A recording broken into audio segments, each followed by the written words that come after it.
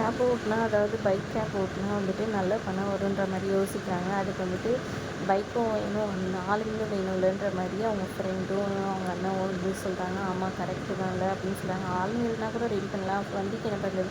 இப்போ அண்ணா வந்துட்டு நான் 300 கொடுக்குறேன்னா வண்டி கொடுக்குறேன்னு சொல்லி ஒத்துக்கிட்டாரு. அதே மாதிரி வந்துட்டு நம்ம ஹவுசிங் போர்டில் இருக்கிற ஆளுங்கிட்ட சொன்னால் கண்டிப்பாக வந்துட்டு ஏற்றுப்பாங்க. பணம் வருதுன்னா விட்டுருவாங்களா, கண்டிப்பாக கொடுப்பாங்கன்ற மாதிரி சொன்னாங்க. சரி சூப்பர் ஐடியா, இப்படி பண்ணால் வந்துட்டு நான் இவ்வளோ சம்பாதிப்பேன் அவ்வளோ சம்பாதிப்பேன் எல்லாம் எக்ஸ்பிளைன் பண்ணுறாங்க.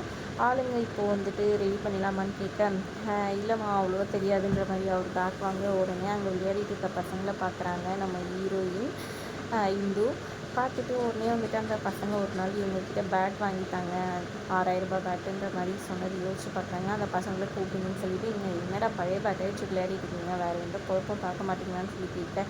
வேறு தேடிட்டே தான்க்கா இருக்கோம், அது வரைக்கும் விளையாடிட்டு இருக்கோன்னு சொல்கிறாங்க. நீ தான் பேட் வாங்கி கொடுனாலும் வாங்கி கொடுக்கல, பழசாயிடுச்சுன்னு சொல்கிறாங்க. உங்களுக்கு பிச்சோடு சேர்த்து நான் வாங்கி தரேன், உங்களுக்கு ஒரு நாளைக்கு 500 ரூபாவும் கொடுக்குறேன், நான் சொல்கிற வேலையை நீங்கள் செஞ்சீங்க அப்படின்னு சொல்கிறாங்க. என்னக்கா சொல்லுன்னு சொல்லிட்டு, இந்த மாதிரி பைக் கேப் ஓட்டணும் அப்படின்ற மாதிரி சொல்கிறாங்க. ஆனால் அதுக்கெல்லாம் எங்ககிட்ட பைக் இல்லையேக்கா, பேட்டே கஷ்டப்படுறோமே அப்படின்னு சொல்ல, நான் வாங்கி தரேன் உங்களுக்கு, என்ன நீங்கள் ஓட்டுவீங்களா அப்படின்னு சொல்லிட்டு, கண்டிப்பாக ஓட்டுறோம்க்கா, 500 வருதுன்னா கண்டிப்பாக செய்கிறோன்னு சொல்கிறாங்க. அப்படின்னா சரி ஓகே, நீங்கள் எல்லோரும் வந்துடுங்க, நான் பைக் ரெடி பண்ணுறேன், எல்லாத்துக்கிட்டே லைசன்ஸ் இருக்குதுன்னு கேட்க இருக்குது அப்படின்ற மாதிரி சொல்கிறாங்க. அப்புறம் கேப் ஓட்டுறாங்க, இதுவும் ஒரு பக்கம் ஓட்டிகிட்டு இருக்காங்க. அப்போ ஒரு சவாரி ஏற்றிட்டு போகிறாங்க. ஒரு இதுக்கிட்ட செகண்ட் ஹேண்ட் வண்டி ஸ்கூட்டியை பார்க்க போகிறோமா அப்படின்ற மாதிரி சொல்லிவிட்டு அட்ரஸ் சொல்கிறாங்க. அட்ரஸ் கொண்டு போய் விட்டால் கரெக்டாக வந்துட்டு அது கருணாவோட ஃப்ரெண்டோட மெக்கானிக் ஷாப் தான். ஐயோ எங்கே போகிறான்னு யோசிக்கிறாங்க. அவர் வந்து கொஞ்ச நேரம் நான் பார்த்துட்டு வந்துடுமா, வெயிட் பண்ணுறியா அப்படின்னு கேட்குறாங்க. இல்லை சார் எனக்கு வேறு எதுவும் இருக்குது அப்படின்ற மாதிரி கிளம்புறாங்க. அப்புறம் ஒரு வேளை எந்த வண்டியாக இருக்கும்னு யோசிச்சுட்டே பார்த்துட்டு இருக்காங்க. பார்த்தா வந்துட்டு இவங்களோட வண்டியை வந்துட்டு கருணா வந்துட்டு காமிக்கிறாரு. அதை பார்த்தோன்னே செம்ம ஷாக்காகி போயிட்டாங்க. அப்புறம் போய் சண்டை போடுறாங்க.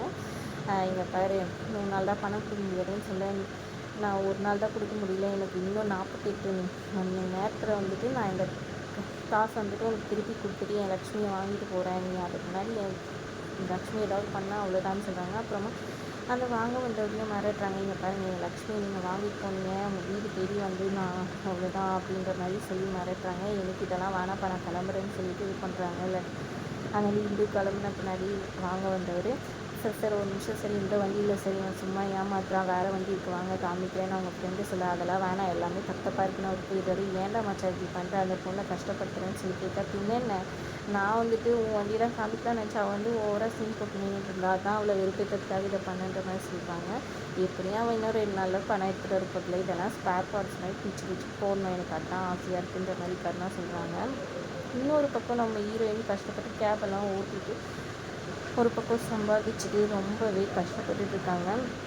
இந்த கருணா வந்துட்டு அவங்க ஃப்ரெண்டை வந்துட்டு கூப்பிட்டு சரக்கெல்லாம் வந்துட்டு வாங்கி கொடுக்குறாரு. எதுக்காக இந்த பார்ட்டின்னு அவங்க ஃப்ரெண்டு கேட்க, இது வந்துட்டு அவள் எப்படியும் நாளைக்கு தோற்று போயிடுவாள் பணம் இல்லாமல் அப்படின்னு, அதனால தான் முன்கூட்டியே ட்ரீட் கொடுக்குறேன்னு சொல்கிறாங்க. ஜெயிக்க போகிறேன்னு சொல்லி அதுக்கெல்லாம் வாய்ப்பில்லைன்னு தோணுது. அந்த பொண்ணு கொஞ்சம் தோற்று போகிற மாதிரி ஆளாக தெரியல, கண்டிப்பாக ஜெயிக்கிறதுக்காக வந்துட்டு அவள் முயற்சி பண்ணுவோம் அப்படின்னு சொல்கிறாங்க. அதையும் பார்த்துலாமே, எனக்கு தெரிஞ்சு அவளால் எல்லாம் எதையும் கொடுக்க முடியாது அப்படின்ற மாதிரி சொல்லிட்டு இருக்காரு.